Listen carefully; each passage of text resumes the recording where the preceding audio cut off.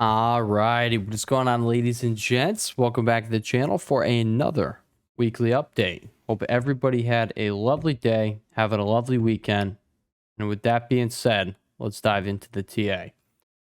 All right, guys, we're going to kick off today's video with VIX. We're going to just go over the stat here. We're going to go over QQ, SPY, ESNQ, go over what we're looking for next week, go over the Mag 7 stocks, and yeah, let's get into it.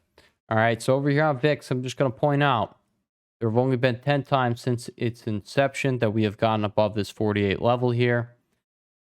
This week was the 10th occurrence, 9 out of 9 times. When you started seeing the weekly RSI come back, underneath 70, underneath the overbought line, that is when you saw fear peak. That is when you did not see VIX end up spiking back up.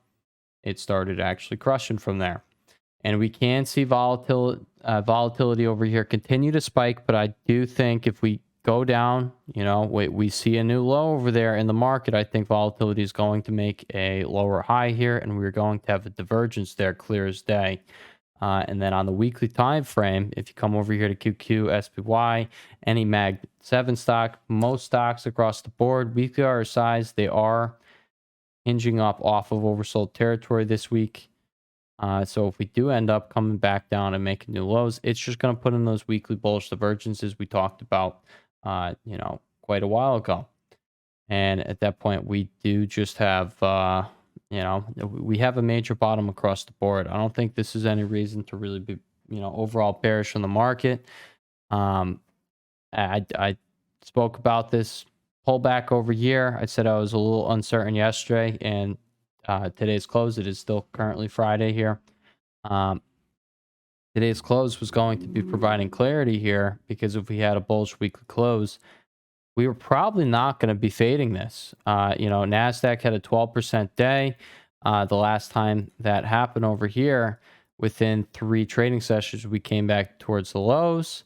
All right. But you closed out with this bearish weekly candlestick. All right. Slash like an indecision candlestick right there. It was the same exact way over here. The other occurrence that the NASDAQ had that 12% day. And as we could see, you again, it is 3 trading sessions later. I know this is the weekly time frame, but 3 trading sessions later, you came back down towards the lows. You had that bearish weekly close. You did not have one like we have right now. We have the weekly RSIs in oversold territory, now starting to curl back up from there at some pretty key spots. We have the 50% retracement right below here around 398. We have 408.71. That is the 2021 high over here. All right. And over here during COVID 2020 is also the same thing over there, where you saw over here that 10.8% bounce from the low over there. And then you closed with that. You gave it back into the end of the week there Friday, and you closed with the the bearish weekly candle, and then you fell 20% plus lower. All right, or 16.7% lower from there, but from that high, you fell 25% lower. All right, we don't have that going on right now, so I just want to say I think odds are that we have a bottom in, and we are either going to see consolidation this following week here. We're going to see an inside week print. All right, and then move up off of that, or we are just going to continue higher and test this little area here, maybe test the 21 EMA, which is going to be around 485. All right, so that's, my overall thought here, on the indices, VIX, SPY, and QQ, and QES is, dips are now buying opportunities. I'm going to point out where I would be buying dips into. But same thing over here in SPY, 50% retracement aligned perfectly with that 479.98 2021 previous all-time high breakout level. All right, or beginning January 2022 high over here. That was your breakout level. You're retesting that. So it's not something to necessarily be bearish about. I pointed this out the other day. And we did just get the bullish week close we talked about in yesterday's video. So I don't think there's a reason to be overwhelmingly bearish here. I just don't. And I know, I know social media was very bearish. I know. Not a time for that though. And yeah. But again, tariffs, They're not completely just paused. Everybody just still has 10% going on. The reciprocal tariffs have been paused, and then China just has tariffs up the wazoo. All right, so I'm not saying there's any reason for the market just to go back to all-time highs or anything like that. But I don't think there's a reason just to massively sell right now. And as far as the chart goes, everything is setting up not to sell right now. If price is to pull back here, early on in the week, you want to be holding 524.98 over here on SPY. You start losing there, that's where, buyers, you could see there was a battle going on here. They scraped above it. All right, dragged themselves up. That is where you want to be holding. Okay, 518.36. You really don't want to lose there. That is when bad things can happen, and we could just range out here or come back down to the lows. Both are not things you want to, as a buyer here, especially as an options trader, if you're trying to, get back into there because maybe there's some swings. All right, that is not what you want to be seeing down here, and that is where maybe you want to put your risk, like take that off here, put it on like up until that point, and then if you start breaching here, that's not going to be a good look. All right, but above 536.70, come back over the daily time frame. Above 536.70, you don't really have anything until 549.68. That's where you have the 21 EMA here. That's a big spot. All right, you're going to have the trend line right over there, around there. You're going to have 21 EMA. You are going to have the right over here, 0.786 fib. So if you can get above there, hey, all right, that's when on the weekly time frame, we can see this move. All right, so above here, you can see something like that.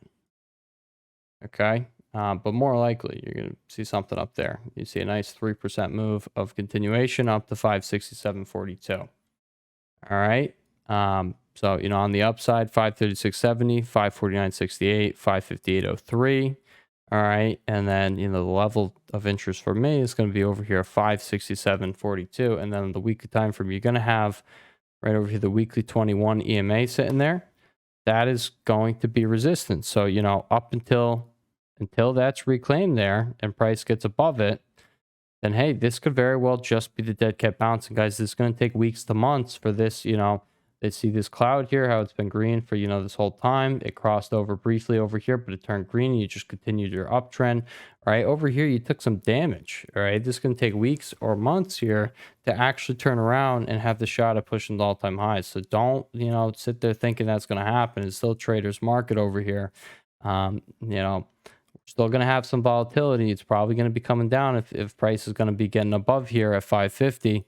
But at the same time, it's still probably gonna, be in this relatively uncertain market, or it could be for quite some time. The tariffs, the pause, but we did see the president. He's got a bigger talk than what he's actually willing to do there. All right, when other countries started, losing confidence in the U.S., he saw everyone losing confidence in the U.S. He pulled back pretty quick there. He's still kind of standing strong on, the whole original idea, though. But, reciprocal tariffs, he kind of did try and start World War III, everyone against the U.S. That's kind of how I saw it. Pretty crazy times. So just keep that in mind when you were trading this market.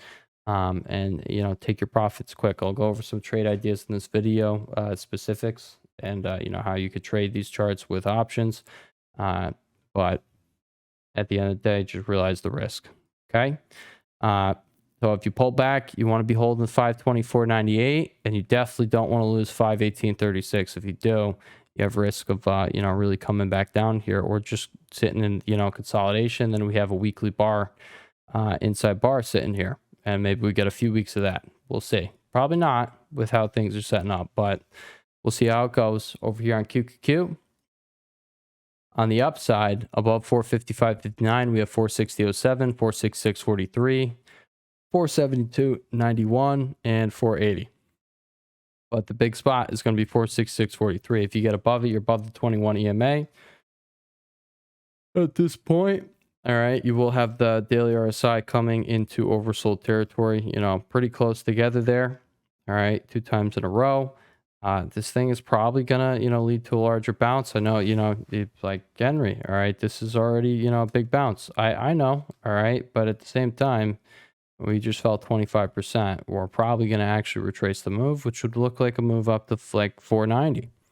All right, so that is what I think is on the table here, and on the weekly time frame.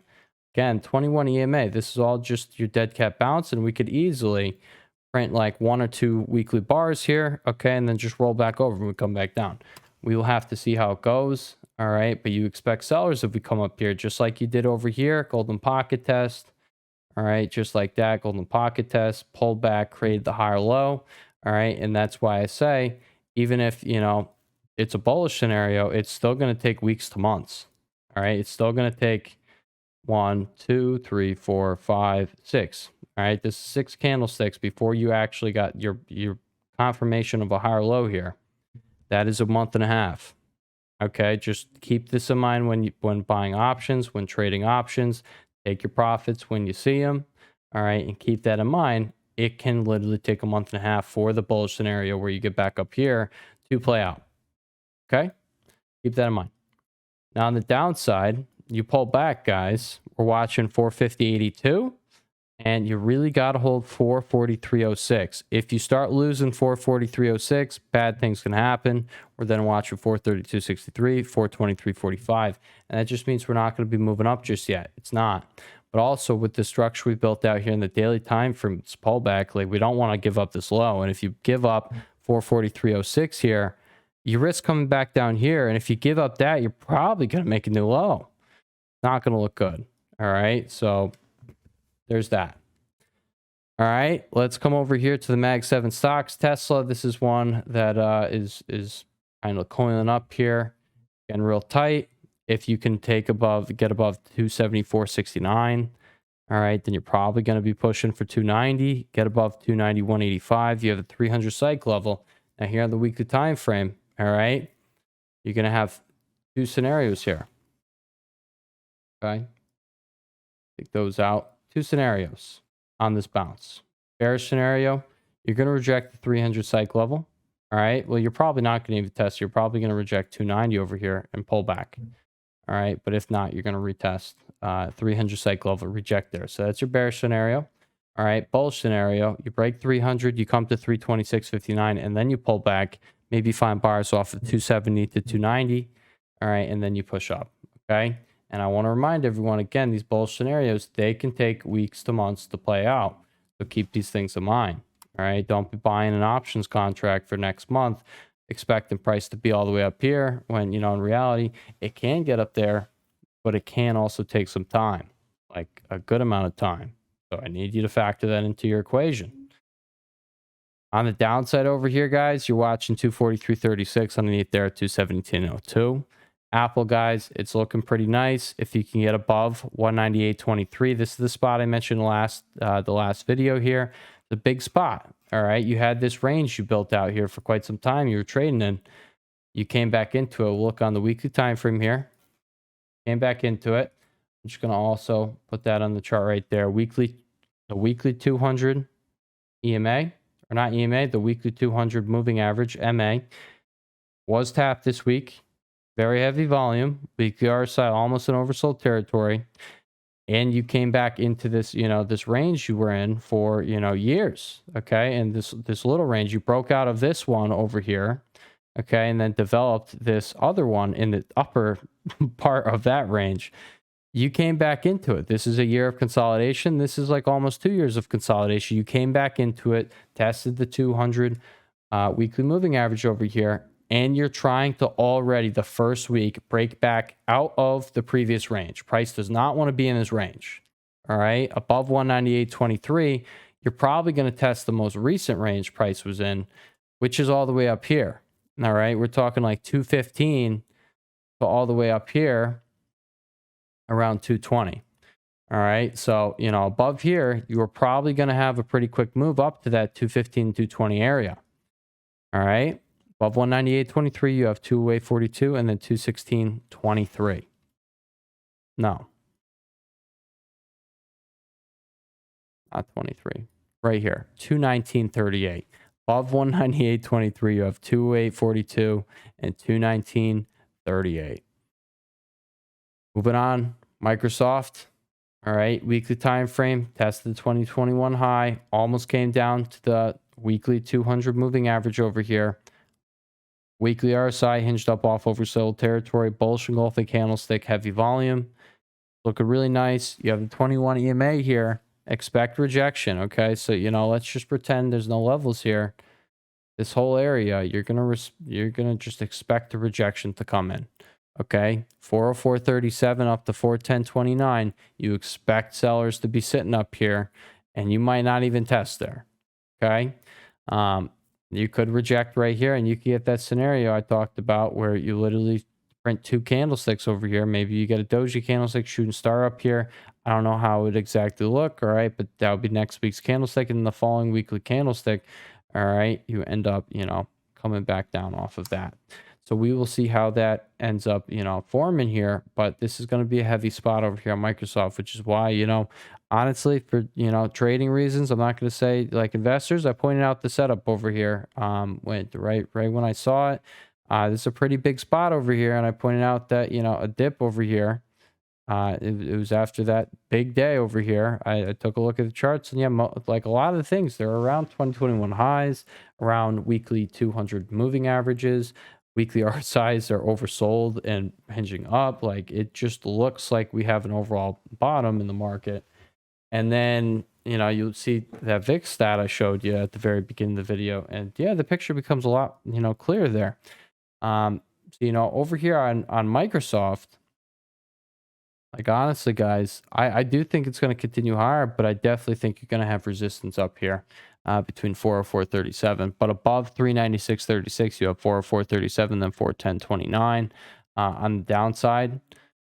All right, dips into 383.90. You want to see that hold. If you start giving up Friday's low, all right, at that point, it's looking a bit hairy. You could come back down to 366.78. It's on the table. Coming over here to Amazon, guys, underneath the 21, like a lot of things, you have the 200 MA sitting above. That's going to be, a magnet over there. All right. And just like Microsoft, you came down, didn't test it, just like over here. You got real close over here to the 200 weekly moving averages. Over here, weekly RSI hinged up off oversold territory. It's not looking all that bad. Not as strong as, something like I was looking at Apple, just showing you, like, that's a much more clear setup to me. All right, Tesla's not looking terrible, but Amazon's not looking. It's looking, like buyers are dragging this thing up. You're putting in these higher low, higher high, higher low. Let's see if it turns into another higher low over here after putting in a higher high. Above 192.65, you have 198.34, and then above there 206.21. If you break above here, all right, we're going to be looking at the golden pocket here, which is going to be around 210. All right, 212, 210 to 212. That's what we're going to be paying attention to up there, if you can get above 206.21. But baby steps, guys. I don't think that's happening just yet. We got a big spot to get above over here. But on the weekly time frame, really doesn't look all that bad to me. All right, come over to Goog. You got this descending parallel channel here. Doesn't look bad at all. Could easily pop up out of that and test the 200 period moving average over here on the daily time frame. 175, that would be. I could very clearly see that. You're consolidating, getting tight up against break and retest level down there, 158.80. All right, or not 158.80, 154.93. And your 21 EMA here. Okay, if you can pop above there, get above 163.24, we're going to be watching for that move to 170, 175. All right, and that's Google. Meta, all right, weakest of the bunch, I would argue. I'm not really sure why, but it is how it is right now, and you're underneath the 200 daily moving average here. Pretty clearly finding resistance there. You have the 21 EMA sitting there as well. This is not something that I would be favoring over others right now in this environment. I just wouldn't. Okay, but resistance 553.30. Above there, you have 580. Support 530.30, 518, 495.60. All right, and then NVDA. I'm pretty sure I already talked about this, but right above the 21 EMA here, I like how chips are starting to take charge. If you can get above 115.10, probably going to have this, clear as day, clean shot move up to 122.89. Then you're going to have the 200 daily moving average over here. So I think you're probably going to test it from below, from current price. That is a whole, almost 14% up, $15 up. But yeah, it becomes a lot more clear if you can get above 115.10. That's a big spot right here. 113.22 to 115.10. Expect sellers there. If it pulls back, expect buyers into 104.77. Okay, you want to be holding around there. If you start losing there, that's when it doesn't look too good. All right, and you can come back to $100. All right, so we're gonna come over here. We're gonna look at Bitcoin stocks, guys. This one, if you're not already following me over on the Twitter, link is gonna be down below. The link to trade with me is also gonna be down below. Over here on Bitcoin, you're on the upper trend line right now of that fallen wedge pattern. People can, say it was impulsive selling. I would argue this held up a lot better than the overall market. This is controlled selling, in my personal opinion. You had the impulsive move up, controlled move down. You came down to a really key spot here. Break and retest level 73794, 73.8K. Found buyers there. Now you have a bullish engulfing candlestick off of, increasing volume here. You had the daily 200 MA sitting above, so that's going to be overhead resistance. But let's just take that out of the equation. This thing looks really good. All right, really good. You're trying to break out here on Friday. If you can get the daily close above that trend line, that looks good. But really just to maintain price above 83.565, and this looks pretty good. Get above the 200 daily moving average. This looks a whole lot better, above 88.7K up there. Okay. And if this thing does hold over the weekend / start pushing up, we're probably going to get a gap up over here. And these are going to be looking good into next week over here on MSTR and Coinbase. MSTR has the double bottom set up. You got this range going on here. That's a $90 range. Okay, if you could break above 322.30, you're breaking out of that range. Double bottom neckline is at 343.37. I think this thing could get some wings and start flying above 322.30. You're watching 343.37, 356.11, and then 383.02 if things get real crazy. All right, and underneath it, okay, underneath 303.80, you're not worried about touching it. Okay, you want to be trading this thing above here, because as we could see, we had the false breakout above here. All right, and then price came back down and you rejected. Now it's being flipped back into supply over here. We know it's supply here. We want to get above here. That is where the trend line is for the parallel channel. Okay, that is closer to your neckline here. That is also the top of your range where you have that false breakout. Coming over to coin, not looking bad. Bullish engulfing candlestick over here. It's hard to see, but you see that blue line right there. That is actually the 200 weekly moving average right there. Very hard to see though on my chart. It's just started forming over here. See the increasing volume, bullish engulfing candlestick. You're still underneath the 21 EMA, unlike over there on MSTR. You're just consolidating around it. All right, MSTR is the one with the strength right now, but Coinbase is the catch-up trade. I personally just want you guys to know, if you're trading this, just realize this is a dead cat bounce until proven otherwise. You have to really break above 240.77 for this not to be just a dead cat bounce. That is where you broke down from. You're going to have the 21 EMA sitting here in between 205.12 and 222.85 this week.